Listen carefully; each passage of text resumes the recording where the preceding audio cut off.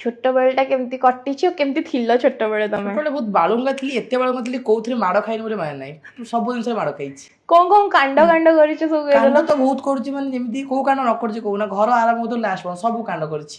ଚପଲ ଫୋପାଡ଼ି ଦେବି, ଘର ବାହାରୁ ଚପଲ ଫୋପଡ଼ା ଫୋପଡ଼ି କରିଦେବି, ଘର ପଶୁ ପାଣି ଫାଣି ଢାଳି ଦେବି, ସବୁ କାମ କରୁଛି, ମାନେ କୌଣସି କାମ ଛାଡି ନାହିଁ ମୁଁ। ଏମିତି ମାଡ଼ ଖାଇଛି।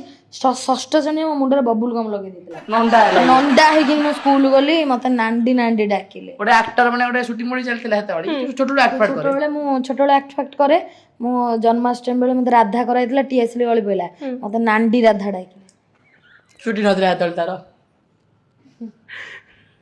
ରିମୋଟ ଦିନେ ଏତେ ଫୋପାଡ଼ିଲି। ଦୁଷ୍ଟ କାହିଁ ହଉଥିଲ?